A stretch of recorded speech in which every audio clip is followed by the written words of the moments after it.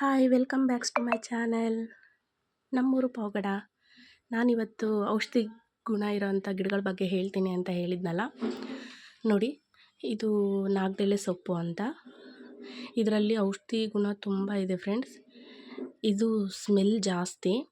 ಈ ಸ್ಮೆಲ್ಗೆ ಹಾವುಗಳೆಲ್ಲ ಬರೋದಿಲ್ಲ ಅಂತ ಹೇಳ್ತಾರೆ. ಇಲ್ಲಿ ಯಾವತ್ತು ಹಾವುಗಳು ಬಂದಿರೋದು ನಾನು ನೋಡಿಲ್ಲ.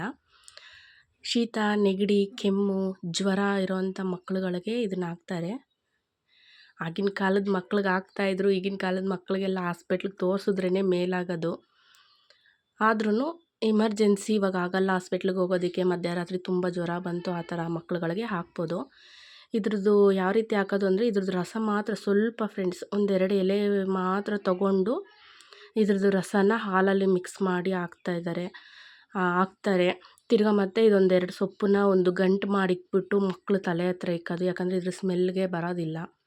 ಈ ವಾಮು ಅಂತ ಹೇಳ್ತಾರಲ್ಲ, ಅಜ್ವೈನಿ ಅಂತಾರೆ ಕನ್ನಡದಲ್ಲಿ, ಅದನ್ನು ಹೆಂಗೆ ಸ್ವಲ್ಪ ಒಂದು ಬಟ್ಟೆನಲ್ಲಿ ಗಂಟು ಮಾಡಿ ಇಕ್ಕಿದ್ರೆ ಶೀತ ನೆಗಡಿ ಕಮ್ಮಿ ಆಗುತ್ತಲ್ಲ, ಆ ಥರ.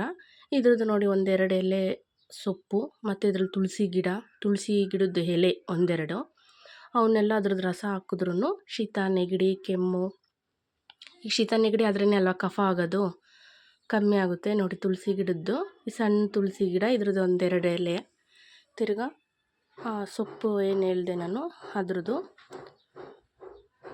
ಇವೆರಡೂ ಮಿಕ್ಸ್ ಮಾಡಿ ಹಾಕ್ಬೋದು. ಇವೆರಡದು ಇದು ಎರಡು ಮಿಕ್ಸ್ ಮಾಡಿ ಹಾಕ್ಬೋದು ಫ್ರೆಂಡ್ಸ್. ಮತ್ತು ಇದಕ್ಕೆ ದೊಡ್ಡ ಪತ್ರೆ ಅಂತ ಹೇಳ್ತಾರೆ. ದೊಡ್ಡ ಪತ್ರೆ, ತುಳಸಿ ಗಿಡ, ವಾಮು, ಈ ಮೂರು ಎಲೆನೂ ಸ್ವಲ್ಪ ಮಿಕ್ಸ್ ಮಾಡಿ ಹಾಕಿದ್ರೆ ಶೀತ ನೆಗಡಿ ಕೆಮ್ಮು ಎಲ್ಲ ಕಮ್ಮಿ ಆಗುತ್ತೆ. ಇನ್ನೊಂದು ಬಂದು ದೊಡ್ಡ ಪತ್ರೆ ಅಂತ, ಅದನ್ನು ತೋರಿಸ್ತೀನಿ ಫ್ರೆಂಡ್ಸ್. ನಾನಿವಾಗ ಏನು ಹೇಳಿದೆ ದೊಡ್ಡ ಪತ್ರೆ ಅಂತ, ನೋಡಿ ಫ್ರೆಂಡ್ಸ್ ಇದೆ ಆ ದೊಡ್ಡ ಪತ್ರೆ. ಇದೂ ಅಷ್ಟೇ ಫ್ರೆಂಡ್ಸ್, ಕೆಮ್ಮಿಗೆ ತುಂಬಾ ಒಳ್ಳೆಯದು. ಕೆಮ್ಮಿಗೆಲ್ಲ ಇದು ದೊಡ್ಡವರಾದರೆ ಒಂದು ಕಲ್ಲು ಉಪ್ಪು ಹಾಕ್ಕೊಂಡು ಚೆನ್ನಾಗಿ ಅಗದ್ಬಿಟ್ಟು ನುಂಗ್ಬಿಡ್ಬೋದು. ಮಕ್ಕಳಾದರೆ ಸಣ್ಣ ರಸ ತೆಗೆದ್ಬಿಟ್ಟು ಸ್ವಲ್ಪ ಒಂದೇ ಒಂದು ಕಲ್ಲು ಉಪ್ಪನ್ನಷ್ಟು ಮಿಕ್ಸ್ ಮಾಡಿಬಿಟ್ಟು ಅದರ ರಸನ ಹಾಕಿದ್ರೆ, ಬೆಳಿಗ್ಗೆ ಖಾಲಿ ಹೊಟ್ಟೆಲಾದರೂ ತೊಗೋಬೇಕು, ಇಲ್ಲಾಂದರೆ ರಾತ್ರಿ ಮಲ್ಕೋಬೇಕಾದ್ರೆ ಮಕ್ಳಿಗೆ ಇದ್ರ ರಸ ಒಂದು ಹಾಕಿದ್ರೆ ಸಾಕು. ದೊಡ್ಡವರಾದರೆ ಹಾಕ್ಕೊಂಡು ನುಂಗ್ಬಿಡ್ಬೋದು.